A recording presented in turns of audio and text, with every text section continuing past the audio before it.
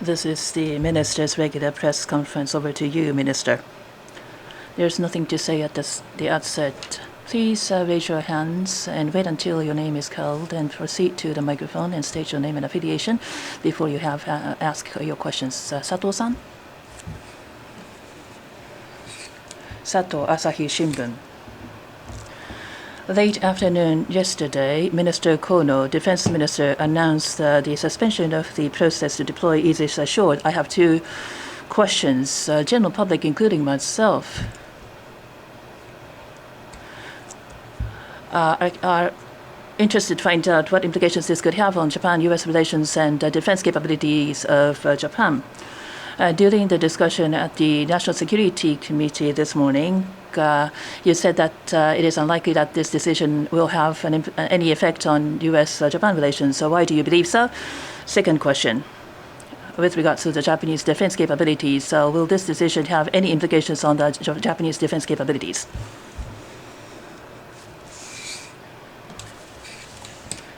Given the U.S.-Japan alliance, Japan-U.S. relations, and Prime Minister Abe and President Trump's personal relationship of trust, inclusive of these factors, the U.S.-Japan relationship is stronger than ever. And we will celebrate the 60th anniversary of Japan-U.S. security arrangement later this year. So this is a milestone year for our alliance. And having said that, the security situation around Japan is increasing its severity. And mindful of the importance of the government's responsibility to protect the lives and properties of the Japanese people, Japan has built a seamless posture through cooperation with our ally, the United States. And this posture has been maintained and preserved. I do not believe the decision will affect our cooperation with the United States, our relations with the United States, but Japan will continue to work closely with the United States to further strengthen the deterrence and response capabilities of Japan-U.S. alliance, which has been stronger than ever. Implications on the defense capability of Japan, your previous answer covered that aspect as well. Yes. Next question, Isan. My name is Lee Gyeong-ah from YTN.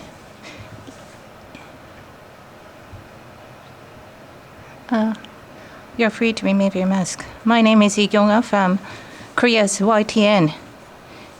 In Tokyo, Seoul, and Beijing, the number of COVID-19 infections is rising. And business people's travel to and from Japan and South Korea is to be relaxed toward summer. But what will the current situation do in terms of impact on that relationship?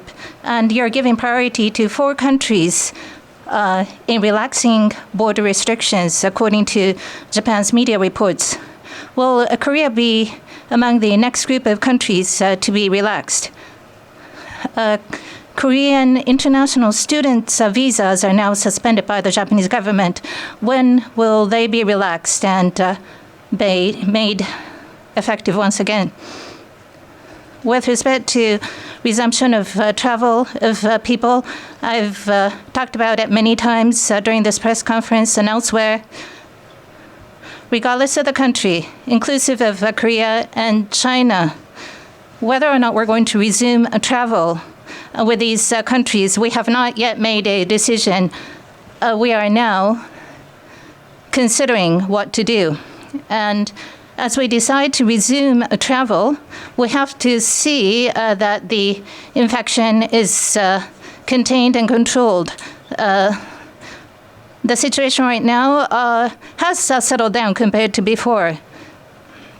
Now, looking at the status of infection around the world, every day, new infections amounting to 120,000 are seen on a daily basis. Latin American countries, including Brazil, India, Pakistan, Bangladesh, these South Asian countries, Saudi Arabia, part of Middle East countries, South Africa, Egypt, some of the African countries are seeing increasing infections. They're becoming prominent, rather. At any rate, inclusive of what to do with these countries, we will look at the situation of infections around the world and the responses made by countries and regions. Upon doing so, the situation of the infection in the country and other factors will be considered comprehensively, and we will relax the restrictions in stages. When I say stages, that means that we will not lift the restrictions en masse for all the countries. We will choose countries where infection is brought under control and gradually expand the number of countries with which we resume travels. And as to the types of people, business people, essential people, will start resumption of travel for those people first. And then comes the group of international students, as you mentioned. And ultimately, tourists included, the members of the general public will be allowed to come and go. I think those will be the stages that we will be following. In various parts of the world, restrictions of travel are being relaxed. We are seeing such developments. Schengen Agreement member countries, they did have restrictions within their region, but they are now relaxing restrictions.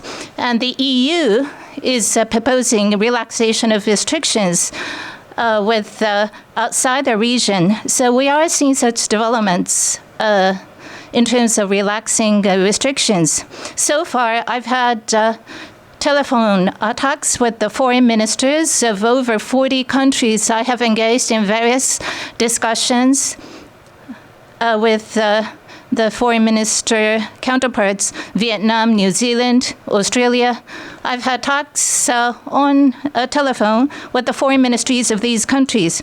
So while we need to continue to take measures to control the infection, we discussed the possibility of resuming travel for essential people from these countries.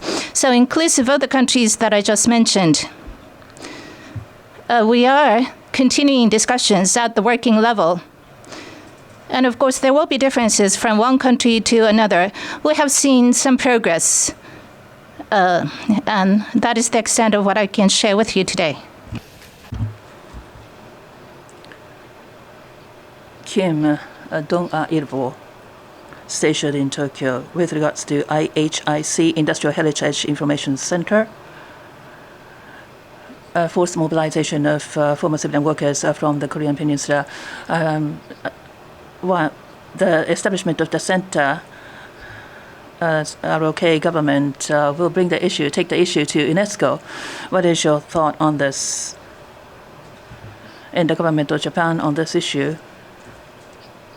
has said that the government of Japan has faithfully implemented. But what do you mean by faithful implementation? What has the government of Japan faithfully implemented? And what is your take of the protest by the ROK government? We have taken seriously the resolution and recommendation by the World Heritage Committee, and these implementations, including the promises, we have faithfully implemented. With regards to the center, in line with the promise at the World Heritage Committee, the center was established by the end of fiscal 2019. And the statement, which was the promise of the Japanese government to the international community at the time of the inscription in 2015, is displayed in the center as in a form of a panel.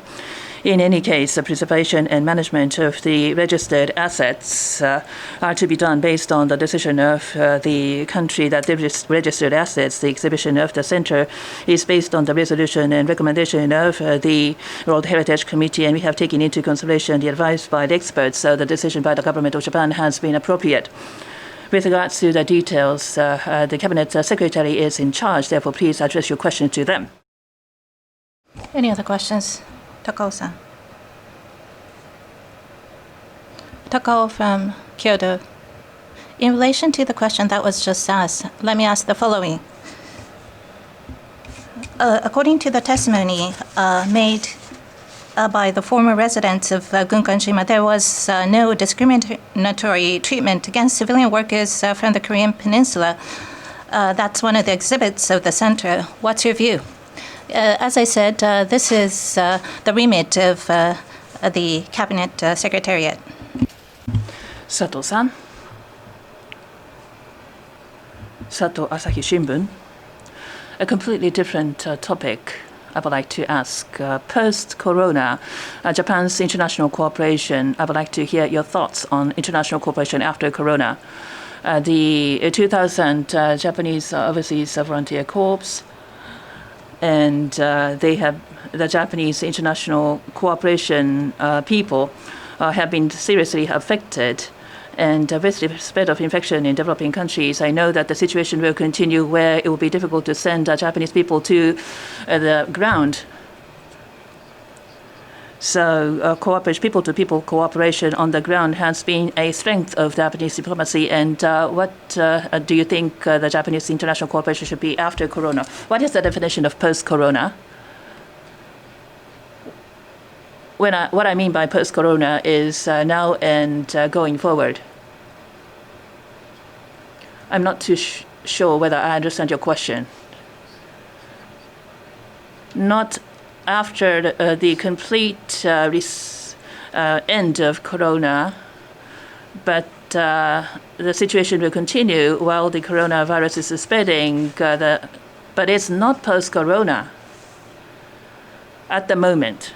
I mean, so, for example, as I said earlier on, some countries still experience expansion or increase of cases. Meanwhile, there are countries and regions where we see receding of the spread.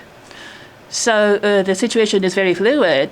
So it's very difficult for me to respond to your question. How would you respond to this question? It's hard to respond to your question because the situation is different in countries, amongst countries and regions. I know that the situation is different from one country to other. And online remote medicine, remote education, some measures and steps that the Japanese international cooperation can pursue. What kind of international cooperation can Japan pursue? It is, please reflect on yourself because your question is extremely difficult for me to respond. So having said that, let me try to respond to your question. Looking around the world, the infection has not been under control, and we still need to be vigilant. It's no time for us to let the guard down. Developing countries and emerging countries are still experiencing expansion of infections. And these countries are countries where medical system and public health have some challenges.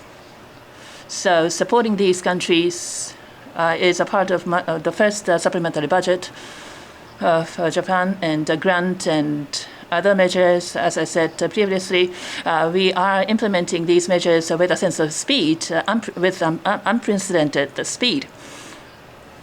And support packages by countries may differ. And I hope that we should all be supplementing and complementing each other, not just the face masks as a single item, standalone items, but essential systems for medical institutions could be supplied so that Japan could supplement and strengthen medical services that each country could offer. And these measures Japan has taken has been highly appreciated by countries which have received these assistance from Japan. Provision of goods and services, that should not be the end. We have to make personal contributions as well. Capacity building is the point at stake. We could do some remote capacity building efforts, but it is very important for us to send people on the ground to give instructions and support the people on the ground, and this will become increasingly necessary. And with a sense of mission, JICA's JOCV,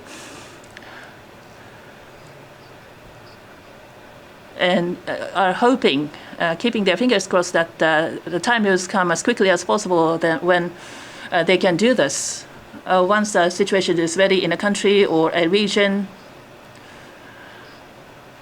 I hope we will support so that the environment is ready on the ground, that they can actually be on the ground to extend support and assistance.